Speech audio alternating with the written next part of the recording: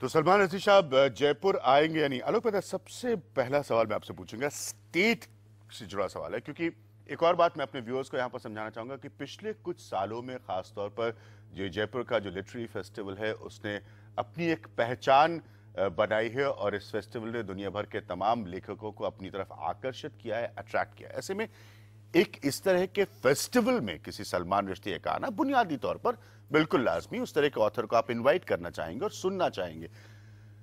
क्या स्टेट घबरा रहा था सलमान रश्दी के आने से? देखिए, मुझे लगता है कि जैसे अभी अशोक गहलोत कह रहे थे और आज भी यहाँ दिल्ली में बात भी हुई है उनकी इत्तेफाक से ये है कि आज वो हमारे दफ्तर भी आए थे शाम को। सो ये सही कि कई लोग उनको भला 50 यदि मेमोरेंडम आते हैं तो सरकार ये कहती है कि भाई देखिए कोई ऐसा प्रॉब्लम ना हो जो पहले भी एक बार बीच में राजस्थान में कम्युनल राइट्स हो चुके हैं। सरकार खाली उसको अवॉइड, लेकिन सरकार ये कतई नहीं कह सकती है, जैसा उन्होंने भी कहा कि हम कोई मना नहीं कर सकते, हम रोक नहीं सकते हैं।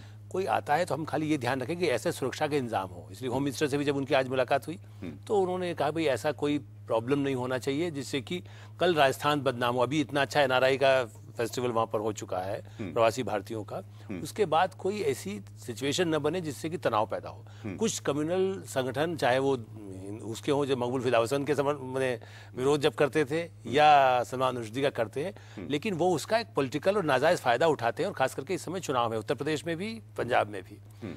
ये सारी सिचुएशन में गवर्नमेंट प्रिकॉशन ले सकती है, लेकिन गवर्नमेंट ये नहीं कह सकती है कि सलमान रश्दी साहब नहीं आइए। स्टेट भी प्रिकॉशन ले, सरकार सिक्योरिटी सुरक्षा के लिहाज से किसी को इत्मीनान कराए वो अलग बात है, लेकिन सरकार स्टेट की तरफ से अपनी जिम्मेदारी नहीं पूरी करे, ये आपको नहीं लगता एक सवाल बन जाएगा? नहीं, जिम्मेदारी पूरी करना चाहिए और सुरक्षा देना चाहिए, बस इसके अलावा सरकार मना नहीं कर सकती। सरकार मना नहीं कर सकती और न मना किया भी नहीं गया है जो मेरी जानकारी, बल्कि कुछ अखबारों में जो छपा है तो सब लोगों ने जो सोर्सेज हैं उनका कहना था कि नहीं ये गलत है। हमने कोई ऑफिशियली मना करने की, ऑफिशियली क्या वैसे भी ये नहीं कहा है कि नहीं आइए साहब, क्योंकि भारत जैसे देश में ये करेंगे तो बहुत बड़ा ट्रेंड होगा। और इस पूरी सरकार जो सेकुलर जो मतलब एमएफ हुसैन साहब के साथ हुआ कि हम जिसमें मैंने इस प्रोग्राम की शुरुआत में कहा, क्या एक पैटर्न में तब्दील होगा जो ज्यादा अलार्मिंग हो सकता है, जो ज्यादा खतरे की बात सकती है? इरा, पहला पॉइंट यहां पर सलमान रश्दी का आना या ना आना ये अपने आप में कंट्रोवर्सी में बन जाएगा, क्या ये कभी सोचा था आपने? क्योंकि जयपुर लिटरेरी फेस्टिवल ने एक पिछले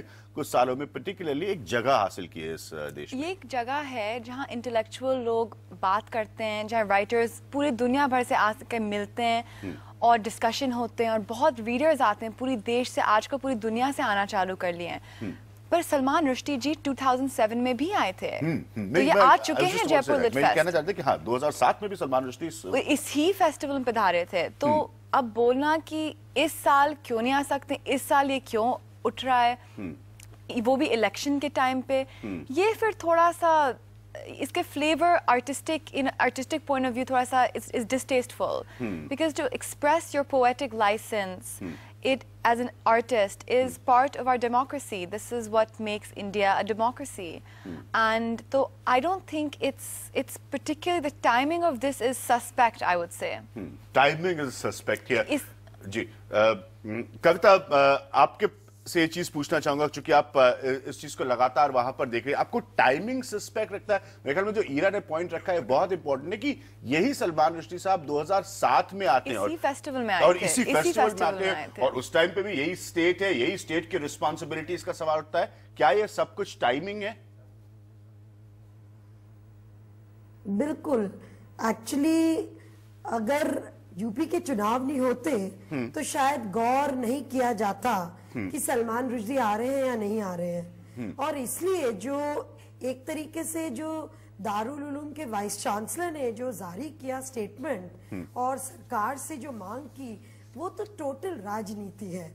वो भी जान रहे थे कि वो कितना चीज अभी इस वक्त हासिल कर सकते हैं कांग्रेस से इस चुनाव के टाइम। और राजस्थान में जो अफसोस की बात है, वैसे तो राजस्थान की सरकार, वर्तमान सरकार को मुसलमान का न्याय का पक्ष दिखता ही नहीं है।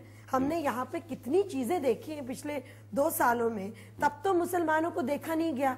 आज भी सराड़ा के जो मुसलमान लोगों के घर उजाड़े गए थे, अभी तक उनके घर नहीं बने हुए हैं, तो वो तो सब नहीं दिखे। आज कैसे अचानक दिख गए? आज उनकी बात को लेके मुख्यमंत्री दिल्ली गए हैं सिक्योरिटी की बात कहते हुए। भाई ये तो एक सरकार का मिनिमम है ना।